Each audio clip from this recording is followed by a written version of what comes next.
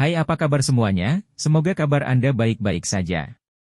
Terima kasih karena sudah memberikan support dan juga kesetiaan Anda untuk membangun channel Codot Film. Yuk kita lanjutkan alur ceritanya, sambil siapin kopi dan cemilan, setting suara volume full. Gasken. Bangun, aku berjanji padamu. Xiao Yan berkata tanpa daya. Dia juga berjalan di benua untuk menemukan cara untuk menjadi lebih kuat, dan dia harus menemukan solusi untuk tanggung jawabnya dan banyak misteri. Gadis? Ketika Xiao Yan ingin menolak, Raja Naga Emas berkata kepada Xiao Yan, bawa saja dia, kamu pasti akan berterima kasih atas keputusanmu di masa depan untuk dapat bertemu dengan yang langka di sini. Pernyataan samar tidak jelas, dan kemudian Xiao Yan setuju. Engong, namaku Qing Yuan, aku tidak tahu nama Mongzun. Gadis bernama Qing Yuan bertanya pada Xiao Yan dengan gembira. Awalnya, Qing Yuan tidak hanya percaya pada pil dan bantuan orang asing. Mungkin orang munafik seperti itu akan lebih menakutkan. Dia pernah mendengar tentang orang seperti itu di keluarga Mu sebelumnya, tapi yang membuat Qing Yuan aneh adalah sejak Xiao Yan dengan kemunculan Xiao Yan, Qing Yuan merasakan kebaikan yang belum pernah dia miliki sebelumnya, dan sepertinya ada suara di hati Qing Yuan yang berkata, ikuti orang di depanmu.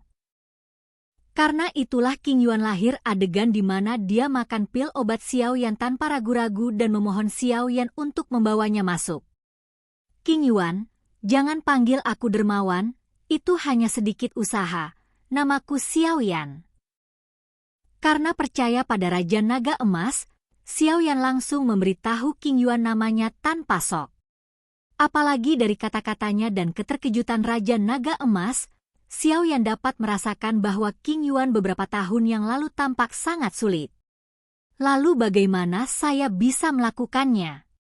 Sang dermawan telah menyelamatkan hidup saya, dan Qing Yuan akan selalu mengingatnya. Etiket tidak dapat dikacaukan. Jika dermawan tidak menyukainya, saya akan memanggil Anda saudara Xiao Yan di masa depan. Qing Yuan dengan hati-hati tersipu. Dia menatap Xiao Yan, karena takut dia akan menolaknya. Oke. Xiao Yan berkata tanpa daya. Xiao Yan tahu betul bahwa dia bukan orang baik. Jika bukan karena Raja Naga Emas menyelamatkan gadis ini, atau dia pasti sudah diracuni memutuskan untuk membantu Qing Yuan, dia tidak akan membiarkannya pergi. Rasakan perasaan tunawisma ini lagi. Engong, apakah kamu punya tempat untuk pergi sekarang? Jika tidak, mari kita pergi untuk menyelidiki keluarga Mu. Qing Yuan memandang Xiao Yan dengan sangat gembira karena Xiao Yan setuju untuk membawanya masuk. Qing Yuan, apakah kamu tahu situasi di sekitar sini? Aku pergi jalan-jalan sendirian dan ingin pergi ke kota terdekat untuk membeli beberapa pil obat dan peta untuk keadaan darurat. Melihat Qing Yuan, yang matanya sedikit merah, Xiao Yan bertanya dengan malu, untuk menyelidiki masalah keluarga Mu, tentu saja, untuk mengetahui beberapa kekuatan di benua ini. Saya tahu, saya tahu, saya tahu. Saya khawatir saya tidak dapat membantu saudara Xiao Yan untuk menambah beban Anda. Gadis itu tampak tertawa dengan air mata saat dia berbicara. Qing Cheng, yang terletak di kaki pegunungan Monster Beast, juga merupakan perbatasan dari benua Xuanling. Sebagai batas daratan dan kaki pegunungan Warcraft, ini juga menciptakan kemakmuran Qing Cheng dalam radius beberapa ratus mil ini. Dengan kecepatan Xiao Yan saat ini, hanya butuh beberapa menit untuk sampai ke Qing Cheng, tetapi pergelangan kaki Qing Yuan terluka, jadi dia sedikit melambat. Saudara Xiao Yan, mengapa kamu sendirian? Apakah kamu begitu kuat sehingga kamu keluar untuk bepergian? Qing Yuan bertanya dengan bersemangat dan bersemangat, tampaknya seperti 100.000 mengapa. Itu benar, Qing Yuan, apa pasukan khusus di benua Xuanling ini? Xiao Yan bertanya sambil menatap Qing Yuan. Berjalan di negara asing, yang terbaik adalah mencari tahu siapa yang bisa menyinggung dan siapa yang tidak, agar tidak menimbulkan masalah.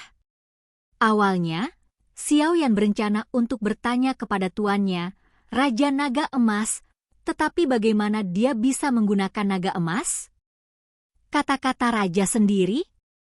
Aku tidak bisa mengingat kota-kota kecil ini sama sekali. Kota-kota kecil. Xiao Yan berkeringat deras, jadi dia mau tidak mau bertanya pada King Yuan.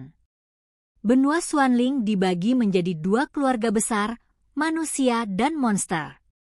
Saya tidak tahu kekuatan monster. Adapun kekuatan manusia, mereka secara kasar dibagi menjadi satu negara, 2 paviliun, 3 lembah, dan 4 sekte. Tentu saja, ada beberapa kekuatan yang sama kuatnya, tetapi hanya ada beberapa orang. Aku tahu. King Yuan merenung sejenak dan berkata, di benua Xuanling, dominasi negara telah mencapai puncaknya. Setelah keluarga kerajaan memerintah benua Xuanling, beberapa kekuatan kuat lahir di tanah ini, tetapi mereka masih menyerah. Di bawah paksaan keluarga kerajaan, kekuatan yang begitu kuat tentu saja tidak puas dengan aturan keluarga kerajaan. Tetapi setelah perlawanan, suara oposisi berangsur-angsur menghilang, karena dikatakan bahwa keluarga kerajaan memiliki pertempuran abadi yang bertanggung jawab. Dou Xian? Benua Xuanling ini benar-benar macan berjongkok, naga tersembunyi. Xiao Yan diam-diam berkata bahwa kekuatan keluarga kerajaan di benua Xuanling ini kuat, dan kekuatannya saat ini seharusnya berada pada tahap awal Dou Bintang 3. Tapi dia masih jauh dari Dou Xian itu. Jalan masih panjang, tapi Xiao Yan tidak putus asa. Dia masih mengerti kebenaran bahwa seseorang tidak bisa memakan pria gemuk besar. Satu negara adalah keluarga kerajaan.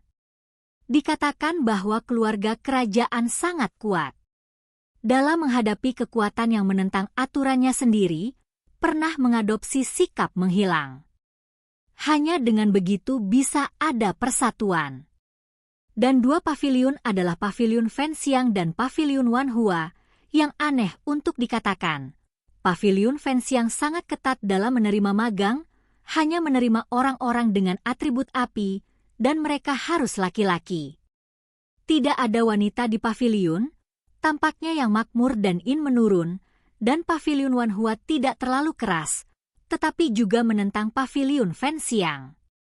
Secara umum, Wanhua hanya menerima wanita. Dikabarkan bahwa tuan paviliun Wanhua dan pemilik paviliun dari Fenxiang memiliki hubungan pernikahan. Tidak jelas apa itu. Pada akhirnya, 2 kekuatan paling kuat di benua Xuanling didirikan masing-masing setelah akhir lagu. Salah satunya. King Yuan menjelaskan perlahan kepada Xiao Yan. Selain itu, ketiga lembah tersebut adalah lembah Dan, lembah mimpi buruk, dan lembah astrologi. Seperti namanya, yang disebut Pil Valley adalah sepotong jenius dan harta karun. Dikabarkan bahwa pendiri Pil Valley menemukan tanah harta karun yang sangat cocok untuk bahan-bahan alami dan harta karun, jadi dia mendirikan Pil Valley. Kekuatan Pil Valley tidak terlalu kuat. Untungnya mereka memiliki yang kuat. Sang alkemis memiliki banyak koneksi dengan banyak harta surga dan bumi yang langka. Nick Mareveli adalah jiwa utama dan luar biasa. Meskipun kekuatannya sendiri biasa-biasa saja, ia dapat menggunakan serangan jiwa untuk membuat orang kehilangan akal untuk waktu yang singkat dan menyebabkan pukulan fatal. Lembah astrologi adalah salah satu yang terlemah di 3 lembah. Hanya nabi yang dapat menggunakan kekuatan bintang untuk melawan atau memprediksi masa depan. 4 sekte terakhir adalah 4 sekte dengan warisan-warisan. Sekte Racun, Sekte Dewa Pedang, Sekte Ming, Salomo 4. Sekte Racun, seperti namanya, terdiri dari orang-orang yang menggunakan ki racun atau tidak dapat berlatih ki biasa karena berbagai alasan. Di antaranya, raja adalah orang yang kuat dengan tubuh beracun. Karena raja memiliki tubuh racun yang hebat dimulai, dan kekaisaran mengirim pasukan untuk berperang tetapi kejam. Meracuni ribuan pasukan. Karena putus asa, kekaisaran membiarkan mereka mendirikan sekte racun, meninggalkan tempat terbaik untuk hidup bagi mereka yang berlatih ki melawan racun dan dipandang rendah oleh orang lain, dan yang tunawisma dan didiskriminasi. Sehingga reputasi master sekte dari sekte racun sangat populer di sekte tersebut. Meskipun tidak populer, sekte racun tidak melakukan sesuatu yang berlebihan setelah itu, dan master sekte-sekte racun masih ada, jadi sudah bertahan lama. Sekte Dewa Pedang, seperti namanya, adalah untuk menumbuhkan semangat juang normal tetapi menggunakan pedang sebagai alat utama serangan. Kami tidak berbicara tentang kekuatan semangat juang di sini, itu hanya tergantung pada persepsi Anda dan penggunaan pedang, yang juga disebut orang biasa sebagai niat pedang. Hanya pendekar pedang yang mahir dalam berbagai senjata dan peralatan yang dapat memenangkan kehormatan ini, dan hanya dengan begitu mereka dapat naik ke puncak pedang ilahi. Ming Jiao paling terkenal dengan seni bela diri jarak dekat. Ia dapat menyembunyikan keberadaannya untuk menemukan kesempatan untuk menyerang musuh, dan setelah muncul, ia memiliki ledakan yang kuat dan kemampuan kontrol instan, memberikan musuh pukulan fatal. Oleh karena itu, judul Pembunuh Tersembunyi Ming Jiao telah beredar. Solomon mengklaim sebagai tempat yang menampung semua orang aneh dan sihir, tetapi juga merupakan sekte yang paling misterius, karena sekte ini sangat sederhana, dan hanya ada sedikit rumor baik atau buruk. King Yuan secara singkat memperkenalkan distribusi kekuatan di benua Xuanling seperti seorang gadis kecil yang telah melakukan perbuatan baik dan berharap dipuji. Dia memandang Xiao Yan dengan antisipasi, seperti anak kecil yang berharap dipuji. Oke guys, jangan lupa like, comment, share, and subscribe di channel Codot Film. See you next video, peace out and bye-bye.